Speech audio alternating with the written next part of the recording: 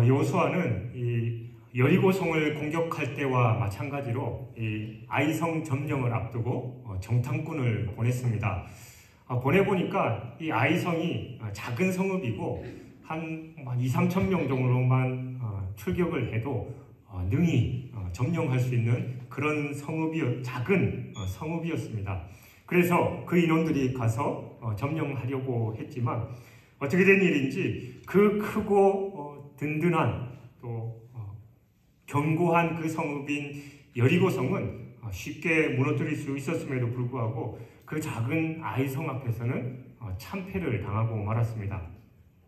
근데 그 패배의 가장 큰 원인이 바로 하나님의 명령을 어기고 하나님께 바쳐진 그 물건을 도둑질했던 아간 때문이었습니다.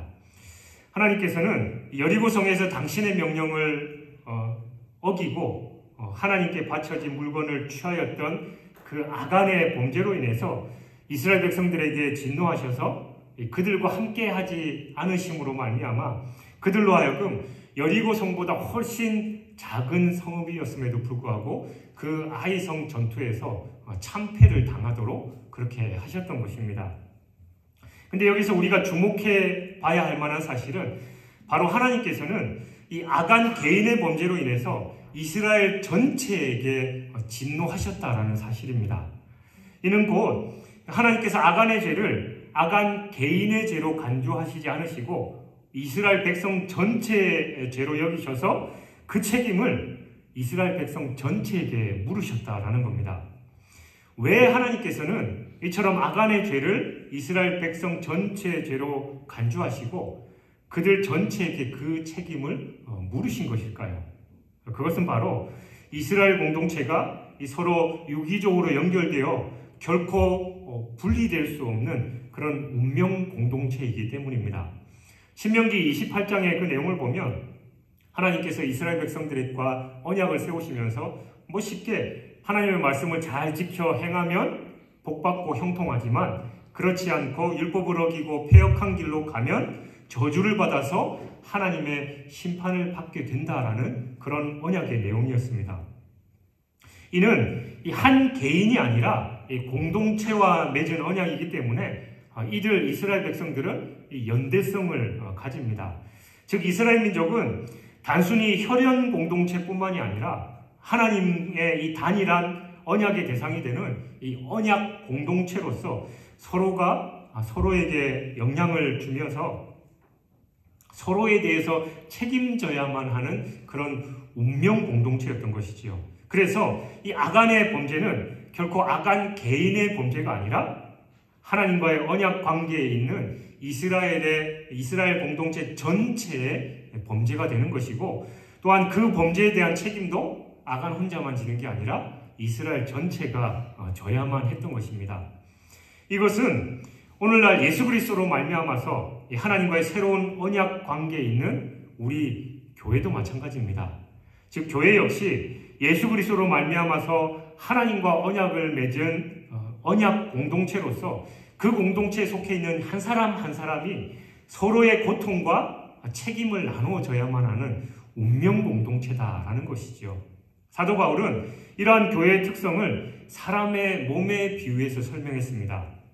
즉 사람의 몸에 붙어있는 이 지체들이 각각 그 기능과 모양은 다르지만 연합해서 한 몸을 형성하고 또 서로가 서로에게 영향을 주고받음으로써 모두는 서로에게 없어서는 안 될 중요한 존재인 것과 같이 교회 또한 각각 다른 은사와 재능을 가진 이 다양한 성도들로 구성되어 있지만 그리스도 안에서 하나이고 또한 서로가 서로에게 영향을 주고받으면서 책임을 나눠야만 하는 그런 분리될 수 없는 존재다라는 사실입니다. 그렇죠. 교회는 그 구성원들이 고통과 책임을 함께 나누어야만 하는 운명 공동체입니다. 결코 서로 분리된 이 개인들의 단순한 집합체가 아니다라는 겁니다. 따라서 그 교회를 형성하고 있는 성도들은 서로 멸시하거나 경실해서는 당연히 안 될 것이고 서로에게 무관심해서도 안 됩니다. 만약 서로가 서로를 경시하고 멸시하면서 서로의 고통과 책임을 나누어지려고 하지 않는다면 그 교회는 무너질 수밖에 없고, 이에 따라서 그 교회에 속한 개개인도 하나님과의 관계를 지속하지 못하고 믿음에서 떠나게 돼 마침내는 모두가 구원에 이르지 못하게 된다는 겁니다. 따라서 성도들은 서로에게 관심을 가지고 또 서로가 하나님의 은혜에서 떨어지지 않도록 도와야만 하는 겁니다. 바로 이것이 하나님께서 세우신 이 몸된 교회를 사랑하는 것이고, 또한 결과적으로는 자기 자신을 사랑하는 거죠. 머리가 나는 손이 내 말을 참 잘 듣고 하니까 저 다리는 내가 원하는 대로 가지 않고 지 마음대로 가니까 잘라내버려야 돼 라고 해서 다리를 잘라내면 이 손은 손의 역할을 할 수도 없고, 물론 물구나무 서서 움직일 수는 있겠지만 그게 한계가 있고 그 몸 자체가 더 괴로워지는 것밖에 되지 않는다라는 겁니다. 그러므로 여러분, 우리는 결코 이 한 교회에 속한 성도를 서로 경쟁 상대로 생각하거나 다투려고 하는 것이 아니라, 자기와는 상관없는 존재로 생각해서 무관심하는 게 아니라 오히려 깊은 사랑과 관심으로 상대를 섬기고 또 보듬어 줘야 하는 그런 삶을 살아야 합니다. 그럴 때 운명 공동체인 교회 공동체가 온전히 성숙될 수 있고, 결과적으로는 우리 자신도 하나님 앞에서 인정받는 그런 성도로 자라날 수 있다는 겁니다. 정녕 여러분은 그리스도의 몸된 교회를 이루는 이 거룩한 지체로서 자신의 책임과 직분을 온전히 감당해 다른 모든 지체들을 함께 그리스도의 장성한 분량에 자라가기까지 성도들과 함께 힘을 모아야 한다는 겁니다. 이스라엘이 가나안 땅을 정복하는 일은 사실은 그들의 일이기도 했지만 그보다는 하나님의 일이었습니다.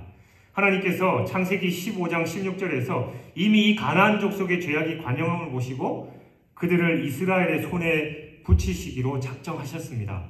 그런 의미에서 이스라엘은 하나님의 이 전쟁을 수행하는 그 대행자에 불과한 것이죠. 이런 이스라엘이 하나님의 거룩한 전쟁을 수행하는 데 있어서 지켜야 할 규례가 있었습니다. 여호수아서 6장 19절에 보면 은금과 동철 기구들은 다 여호와께 구별될 것이니 그것을 여호와의 곳간에 드릴지니라. 이것은 하나님께서 여호수아를 통해서 이스라엘 백성에게 명하신 것으로 이스라엘 백성들이 이 원리에 따라서 하나님의 전쟁을 치러야만 했습니다. 그러나 아간은 이 규례를 어기고 하나님께 바쳐진 그 물건을 도둑질해서 자기 장막에 숨겼습니다. 이것은 아간의 분명한 범죄로 하나님의 것을 자기 것으로 삼은 것이고, 또한 군인으로서 이 지도자의 명령에 복종하지 않은 죄인 것이죠. 이런 아간의 범죄는 단순히 탐심을 내서 물건을 훔친 것 그 이상으로 하나님께 대한 불순종이고 또 지도자의 명령에 대한 불순종이었습니다. 그 결과 이스라엘 백성들은 여리고 성보다 훨씬 작은 이 아이성 전투에서 참패를 당할 수밖에 없었습니다. 즉 아간 개인의 범죄로 인해서 이스라엘 공동체 전체가 전쟁에서 패하고 또 멸망할 위기에 놓이게 된 겁니다. 이처럼 신앙 공동체이고 또 언약 공동체인 이스라엘에 있어서 한 개인의 범죄는 결코 그 한 사람만의 문제가 아니라 이스라엘 공동체 전체를 멸망시킬 수도 있는 공동체 전체의 문제였던 겁니다. 이것은 오늘날 신앙 공동체이자 언약 공동체를 이루고 있는 교회에서도 마찬가지입니다. 즉 교회에 있어서도 그 교회를 구성하고 있는 성도 한 사람 한 사람의 범죄는 결코 그 죄를 범한 성도 개인의 문제일 수만은 없다라는 겁니다. 그 범죄는 결국 교회 전체에 영향을 미쳐서 마침내 교회로 하여금 큰 위기와 어려움을 겪게 만드는 겁니다. 이는 마치 큰 배를 타고 항해하는 것과 같은 이치지요. 큰 배를 타고 항해할 때 그 배를 움직이는 선원의 작은 실수 하나가 결국은 그 배를 타고 있는 사람 전체를 위기로 몰아놓을 수 있는 것처럼 이 악한 세상을 지나서 천국으로 향해서 나가고 있는 이 교회에 속한 성도 한 사람 한 사람의 범죄는 결국 같은 배를 타고 있는 교회 전체를 침몰시킬 수도 있다는 겁니다. 따라서 우리 성도들은 자신의 죄로 인해서 교회 전체가 어려움을 겪지 않도록 항상 경건하고 거룩한 삶을 살아가야만 합니다. 만약 이러한 삶을 살지 않아서 교회로 하여금 큰 위기에 빠지게 만든다면 그는 결코 이 하나님의 무서운 심판과 징계를 면할 수 없겠지요. 생각해 보십시오. 작은 소자 하나를 실족해 해도 차라리 연자맷돌을 목에 메고 물속으로 던지우는 것이 낫다라고 예수님께서 말씀하셨는데, 그 성도 한 사람도 귀한데 하물며 하나님의 교회 몸인 이 교회 전체가 어려움을 빠지게 하는 그 개인은 도무지 어떻게 되겠냐라는 그런 말입니다. 그러므로 여러분, 우리는 범죄에 빠지지 않도록 늘 깨어 기도해야 합니다. 우리가 범죄한다면 그것은 곧 하나님의 몸인 교회를 범죄에 빠뜨리는 것이고, 또한 많은 성도들로 하여금 하나님의 심판을 받게 한다라는 겁니다. 이 우리는 오직 하나님 앞에서 거룩하고 경건한 삶을 살아가면서 우리의 지체된 다른 성도들이 죄에 빠지지 않도록 늘 관심을 가지고 돌아봐야 할 것이고, 무엇보다도 나 스스로가 죄에 빠지지 않도록 늘 깨어 근신해야 하는 것이지요. 이스라엘이 아이성 전투에서 참패를 당했는데, 우리가 여기서 특히 주목해 봐야 할 사실은 그들이 왜 그 전투를 치름에 있어서 참패를 당하게 됐고, 또 왜 그들이 하나님 앞에서 죄를 범하게 됐냐라는 겁니다. 이스라엘 백성들은 그 전투에 앞서서 하나님께 이 전투에 대해서 어떻게 할까요? 라고 물어보지도 않았고, 또 하나님께서 그들에게 어떻게 싸우라라고 지시하시지도 않았습니다. 견고한 성 여리고성을 무너뜨릴 때는 하나님이 명확한 그 지시를 하셨지요. 매일 한 바퀴씩 돌고 마지막 7째 날에는 7바퀴를 돌아서 함성을 질러라. 그러면 그 성이 무너지리라 라고 구체적으로 말씀하셨지만, 아이성은 이스라엘 백성들이 하나님께 묻지도 않았고 하나님께서 아무 지시도 내리시지 않았다라는 겁니다. 그러니까 이 전투는 철저하게 이스라엘 백성들 스스로의 판단과 결정에 의해서 치러진 전투였다라는 겁니다. 이스라엘 백성이 이처럼 아이성 전투에서 자신만만하게 하나님께 물어보지도 않고 자기 판단과 결정에 의해서 싸우게 했던 그 이유는 바로 과거의 영광에 취해 있었던 거지요.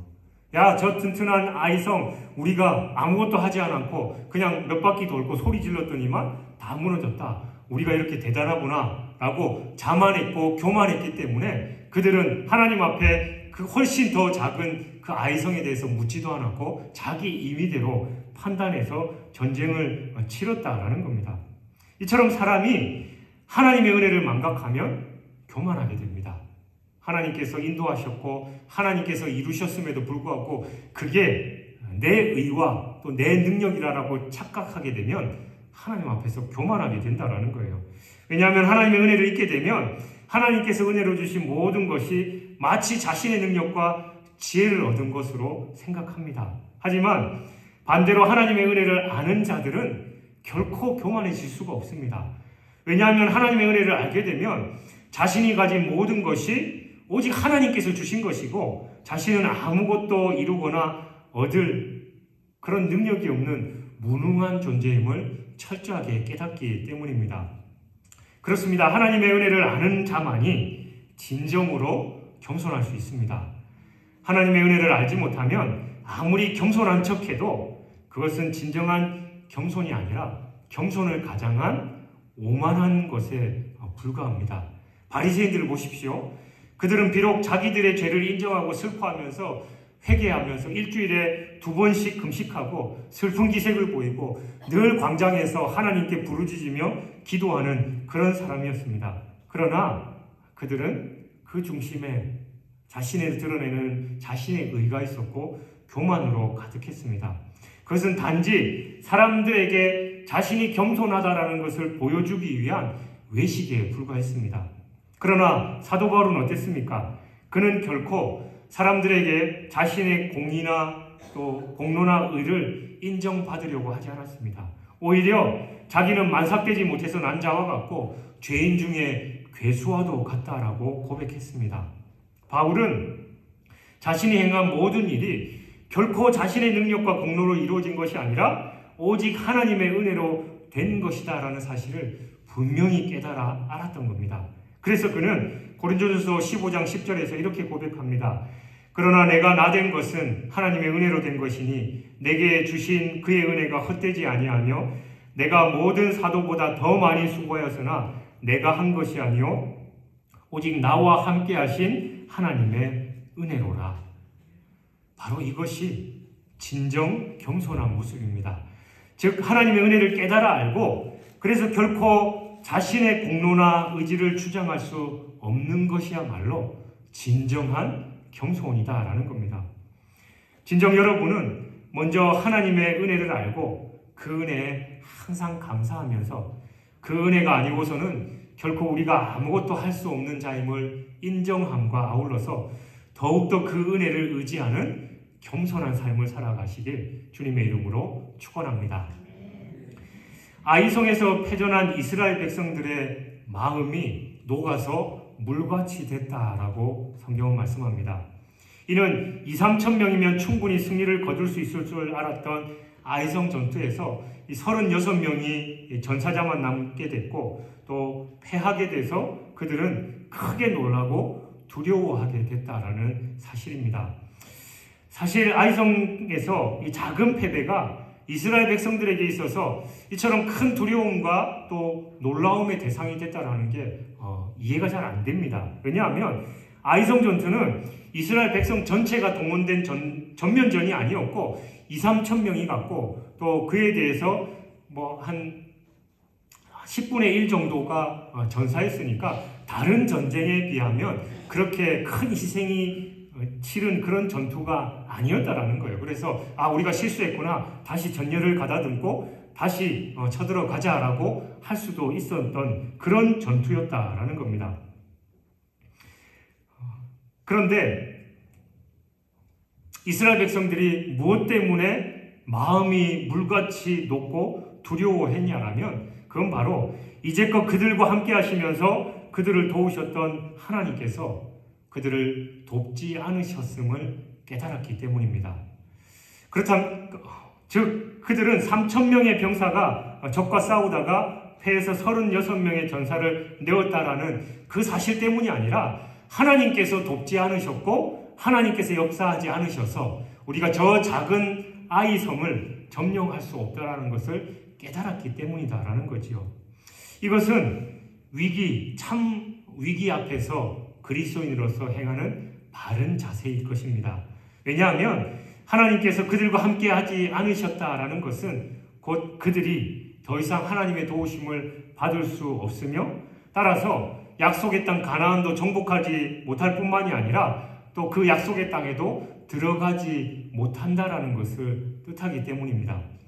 하나님께서 함께하지 않으시는 한 그들은 결코 이 낯선 땅에서 그것도 철저하게 요새화된 곳에서 적들과 싸워서 승리할 수 없습니다.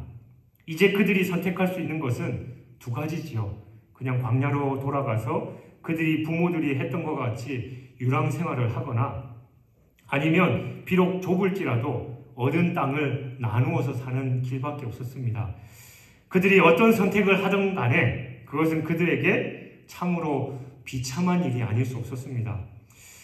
이처럼 하나님의 백성에게 있어서 진정한 위기는 결코 어떤 시험이나 위기가 닥쳐서 긴박한 상황 가운데 놓이는 것이 아닙니다. 그런 것들은 하나님께서 함께 하시기만 한다면 얼마든지 극복할 수 있습니다. 그들에게 있어서 진정한 위기란 바로 하나님께서 그들과 함께 하지 않으시는 것입니다. 하나님께서 그들과 함께 하지 않으신다면 그들은 아무리 평안한 중에 있을지라도 또 아무리 많은 능력을 가지고 있을지라도 결코 안전할 수 없습니다. 그러므로 여러분, 우리는 그 무엇보다도 하나님께서 우리를 외면하시며 우리와 함께 하지 않으신다라는 것을 두려워해야 합니다. 그래서 항상 하나님께서 우리를 떠나시지 않도록 진실하고 경건한 삶을 살아야 할 것이고 내 삶의 주인으로 진정으로 하나님을 모셔야 한다는 것이지요. 하나님께서 아간의 범죄로 인해서 이스라엘 백성들과 함께 하시지 않자 이스라엘 백성들은 작은 성 아이와의 전투에서 패했고 마음이 녹아서 물같이 될 수밖에 없었습니다. 하나님께서 이전에 함께 하실 때 아모리 왕 시온과 바산 왕 옥을 물리치고 또 요단강을 건널 때 그들로 인해서 가나안 모든 족속들의 마음이 녹았다라고 그렇게 성경은 기록합니다.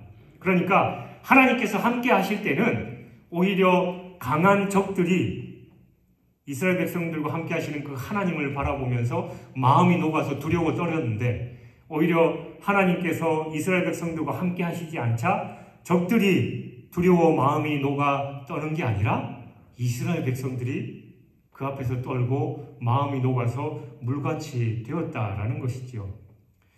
하나님께서 함께 하시지 않으면 그들은 대적 앞에서 무능력하고 연약한 존재일 수밖에 없습니다. 우리는 하나님을 두려워할 때 세상을 두려워하지 않습니다. 그러나 세상을 두려워하고 또 세상에서의 삶에 얽매이게 되면 하나님께서 우리와 함께 하시지 않게 될 뿐만이 아니라 우리는 그 세상에서 두려워서 벌벌 떨 수밖에 없는 존재다라는 것이지요. 그러므로 여러분은 오직 하나님의 뜻에 철저하게 순종하면서 하나님을 경외함으로 말미암아 세상에서 당당하게 주님의 뜻을 이루어가는 그런 삶을 살아가시길 주님의 이름으로 축원합니다. 아이성 전투에서 참담하게 패전한 이스라엘의 지도자들은 옷을 찢고 머리에 티끌을 뒤집어 쓰고 하나님 앞에 엎드렸습니다. 당시 옷을 찢고 이 머리에 티끌을 쓰는 것은 하나님 앞에서 이 극도의 슬픔과 애통을 표시함과 동시에 회개를 나타내는 그런 행위였습니다. 우리는 여기서 전쟁에 패한 이스라엘 백성들이 제일 먼저 취한 행동이 바로 이렇게 하나님 앞에서 회개하는 모습이었다라는 사실에 주목할 필요가 있습니다. 보통 우리가 계획했던 일들이 실패로 돌아갈 때 어떻게 하나요? 실패의 원인을 조목조목 잘 분석하고 책임자를 문책하거나 또 조직과 계획을 수정하는 것과 같은 일에 최선을 다해서 또 다시 그런 일이 없도록 우리가 잘 준비하는 것이 우리의 일반적인 모습입니다. 그러나 동일한 상황에서 이스라엘이 보인 모습은 이와는 전혀 달랐습니다. 그들은 패전의 가장 중요한 원인이 작전 실패나 또 군사력 부족과 같은 인간적인 요소에 있었던 것이 아니라 자신들과 하나님 사이에 영적으로 무엇인가 중대한 문제가 있었다라는 것을 깨달았습니다. 결국 이스라엘의 이러한 겸비하고 회개하는 모습은 하나님의 긍휼을 얻게 해서 그 모든 문제를 해결할 수 있게 했습니다. 그렇습니다. 하나님께서는 실패와 좌절 앞에서 겸비한 마음으로 자신의 마음을 찢으면서 무릎 꿇는 사람에게 자비와 긍휼을 베풀어 주십니다. 회개는 하나님의 은총을 불러오는 첩경입니다. 혹시 여러분들은 예기치 않은 문제와 위기에 봉착했을 때 인간적인 수단을 강구하느라 우왕좌왕한 적은 없으십니까? 또 끝없는 절망감에 사로잡혀서 그냥 주저앉아 있지는 않으십니까? 그렇다면 이제 그러한 절망의 자리에서 과감하게 일어나서 마음을 찢는 자세로 하나님께 무릎 꿇으시길 바랍니다.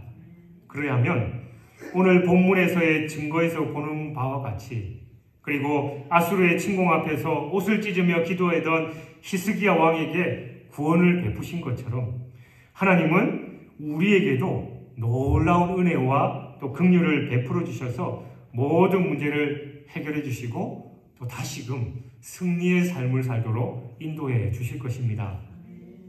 9절을 보면 여호수아는 이스라엘의 패전과 또 관련해서 하나님께 탄원하기를 가나안 사람과 이 땅의 모든 사람들이 듣고 우리를 둘러싸고 우리 이름을 세상에서 끊으리니 주의 크신 이름을 위하여 어떻게 하시려나이까 라면서 기도했습니다.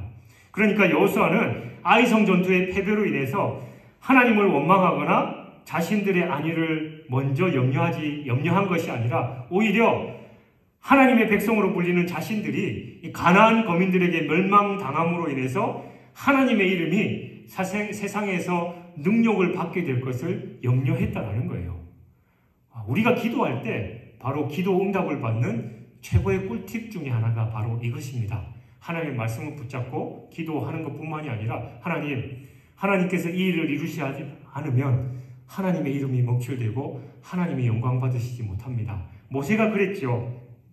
이스라엘이 시내 광야에서 금송아지 우상을 먼저 만들어서 하나님을 섬길 때 그들을 멸하기로 작정하셨습니다. 그러자 하나님의 이름을 위해서 참으시고 자비를 베풀어 주시도록 모세가 호소했고 하나님은 그들을 멸하시지 않으셨다라는 겁니다. 이게 바로 우리 성도들의 모습이어야 됩니다.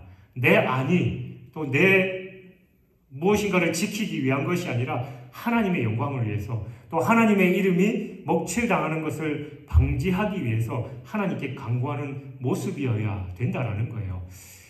저는 가끔 제가 사역을 하면서 하나님의 일을 하면서 힘들고 어렵고 또 제 부족함을 많이 느낄 때 하나님께 이런 기도를 많이 합니다. 하나님, 제가 부족하고 연약한 거 잘 알고 또 제가 이 일을 감당하지 못할 것 같은데 저는 괜찮습니다. 제가 무능력하고 남들에게 손가락질 받는 것도 물론 가슴 아픈 일이지만 그건 그렇다 치더라도 제 부족함으로 인해서 하나님의 영광이 가려지면 어떡할 겁니까?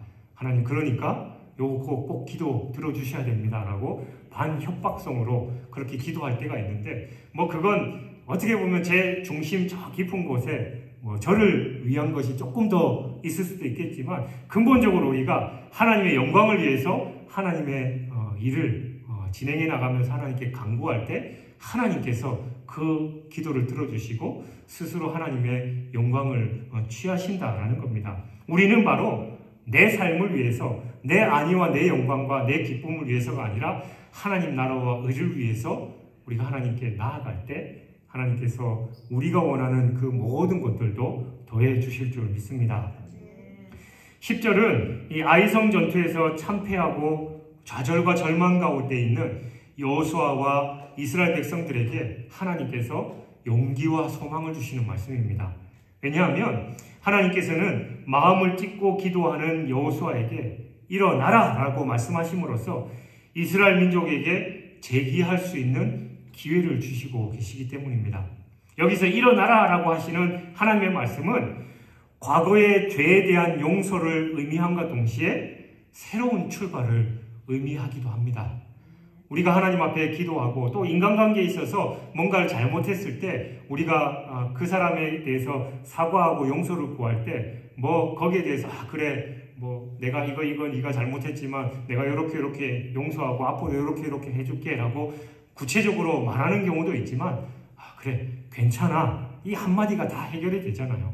그러니까 여호수아가 하나님 앞에 회개하면서 그렇게 참회하고 있을 때 하나님께서 내가 너의 죄를 사하노라 이렇게 말씀하시지 않고 일어나라 라고 하시면서 그 죄를 다 용서하시고 또 약속의 땅을 향해서 나아갈 수 있는 힘과 용기를 북돋아 주시는 그런 말씀입니다. 이처럼 우리 하나님은 당신의 백성들이 죄와 허물로 인해서 위기와 절망에 있을 때조차도 좌절 속에 앉아서 주저앉아 있기만을 바라시는 분이 아닙니다. 오히려 우리보다 더 안타까워하시면서 다시 일어나서 더 큰 승리와 영광을 얻기를 원하시는 분이 바로 우리 하나님이십니다. 주님께서 자신을 배반하고 통곡했던 베드로를 다시 부르시고 위대한 사도의 길을 걸을 수 있도록 세워주셨던 사실이 바로 이것을 증거하지요. 오늘날 많은 그리스도인들이 하나님께 범죄한 후에 죄책감 속에서 위축된 삶을 살아가고 있다는 게 참으로 안타까운 현실이 아닐 수 없습니다. 만일 그런 사람이 있다면 다윗이 간음죄와 살인죄를 저지르고 괴로워하면서 썼던 시편 32편 5절 6절의 그 권고에 귀를 기울일 필요가 있습니다. 내가 이르기를 내 허물을 여호와께 자복하리라 하고 주께 내 죄를 아뢰고 내 죄악을 숨기지 아니하였더니 곧 주께서 내 죄악을 사하셨나이다. 이로 말미암아 모든 경건한 자는 주를 만날 기회를 얻어서 주께 기도할지라 진실로 홍수가 범람할지라도 그에게 미치지 못하리이다. 이렇게 진실한 회개를 통해서 일어나라 라고 말씀하시는 하나님의 음성을 듣고 새로운 출발을 하는 자리로 나아가시기 바랍니다. 하나님 앞에는 용서받지 못할 죄가 없습니다. 우리가 그 마음을 가지고 하나님 앞에 나아갈 때 하나님 우리를 격려하시고 위로하실 뿐만이 아니라 일어나라 라고 힘주시면서 함께 하실 것을 약속하십니다. 현대는 이기주의가 극도로 팽배한 시대지요. 그래서 이제는 피를 나눈 가족들 사이에도 재산 다툼을 하고 그것뿐만이 아니라 심지어는 그 재산 때문에 살인조차 마다하지 않는 그런 끔찍한 시대가 됐습니다. 요즘 한참 매스컴을 떠들고 있는 그 한 여인이 여러 남편을 그 보험금을 타내기 위해서 죽인 그런 사건이 아직 결정은 나지 않았습니다만 수사가 진행 중에 있는 그런 상황이지요. 그리고 더 슬픈 일은 이러한 세속적 이기주의가 점차 교회 안에까지 파고 들어와서 교회가 자꾸 세속 사회를 닮아가고 있다는 사실입니다. 그러므로 이러한 시대를 살아가고 있는 오늘날의 그리스도인들에게 11절의 말씀은 참으로 충격적인 메시지를 담고 있다라고 할 수 있습니다. 왜냐하면 패전의 원인을 묻는 여호수아에게 하나님께서는 이스라엘 전체 범죄 때문이다라고 말씀하고 있기 때문입니다. 이스라엘 민족은 한 하나님을 섬기는 하나의 신앙 공동체요, 또 동일한 언약으로 뭉쳐진 한 언약 공동체입니다. 이스라엘은 단순히 혈연 공동체와 민족 공동체가 아니라 생사를 같이 하는 운명 공동체인 것이지요. 한마디로 이스라엘 백성들은 한 지체이고 한 몸입니다. 그런데 이러한 한 지체 한 몸의 원리는 구약의 이스라엘 백성들에게만 적용되는 게 아닙니다. 오늘날 우리 성도들, 곧 우리 교회에도 그대로 적용됩니다. 사도 바울은 로마서 12장 5절에서 이와 같이 우리 많은 사람이 그리스도 안에서 한 몸이 되어서 서로 지체가 되었느니라 라고 말하고 있고, 고린도전서 12장 27절에서는 너희는 그리스도의 몸이요 지체의 각 부분이다 라고 말합니다. 우리 성도들은 그리스도의 한 몸을 이루는 운명 공동체입니다. 그러므로 성도들은 자신의 행동 하나가 교회 공동체 전체에 영향을 미친다라는 사실을 알아야 합니다. 그래서 자꾸만 높아져가는 이 성도들 간의 벽을 과감하게 허물어버리고 잃어버린 그리스도의 사랑을 다시금 회복해야 합니다. 다른 교인이야 죄악의 나락으로 빠지든 말든 상관 말고 나만 잘하면 돼. 나만 성결하고 또 거룩하고 또 그들이 굶든 말든 나만 잘 먹고 잘 사면 돼. 그것은 곧 하나님께서 우리에게 맡겨주신 이 한 몸 공동체를 무시하고 손과 발이 자기 임의대로 떨어져 나가는 것과 같다라는 것입니다. 그러므로 우리는 날마다 냉혹하고 살벌해져가는 이때에 우리 주위를 돌아봐서 형제 자매가 실족할 때 그와 같이 아파하고 또 공고하면서 약한 형제 자매의 짐을 서로 사랑으로 나눠지고 돌봐야 한다는 겁니다. 이러한 사랑을 회복할 때 교회는 이 어두운 시대에 진정 빛과 소금으로서의 그 사명을 감당할 수 있다는 것이죠. 사랑하는 여러분, 우리 성도 각 개인은 하나님 앞에서 나 한 사람 단독자로만 서 있는 것이 아닙니다. 우리는 하나님 앞에서 이 교회라는 공동체의 이름으로 서 있습니다. 따라서 그의 행위는 곧 교회 전체에 절대적인 영향을 미칩니다. 교회는 다른 무엇이 아니라 바로 나 자신입니다. 그래서 나 하나쯤이야 라는 그 마음을 먹으면 안 된다는 것이지요. 그러므로 우리는 교회 전체에 대해서 책임적인 나로 서야 합니다. 아간 한 사람의 범죄가 이스라엘 전체를 위기에 빠뜨린 것처럼 나 하나의 죄악으로 교회 전체가 심각한 위기에 빠질 수 있다는 걸 늘 기억해야 됩니다. 반면에 나 한 사람이 바로 설 때 하나님의 은혜가 나 때문에 우리 교회 공동체 전체로 흘러간다라는 사실을 기억하시기 바랍니다. 내가 죽고 그리스도로 살 때 하나님의 역사가 일어납니다. 내가 난데 라고 내가 살아있는 한 하나님은 우리 안에 역사하실 수 없다는 것이죠. 이를 잘 기억하시고 여러분 한 분 한 분이 하나의 미랄이 되어서 우리 공동체의 걸림돌이 아니라 디딤돌이 되므로 이 공동체를 세워갈 뿐만이 아니라 하나님께서 영광 받으시고 또 여러분 한 사람 때문에 우리 공동체가 하나님의 은혜와 복을 누리는 그 중심에 있는 저와 여러분이 되시길 주님의 이름으로 축원합니다.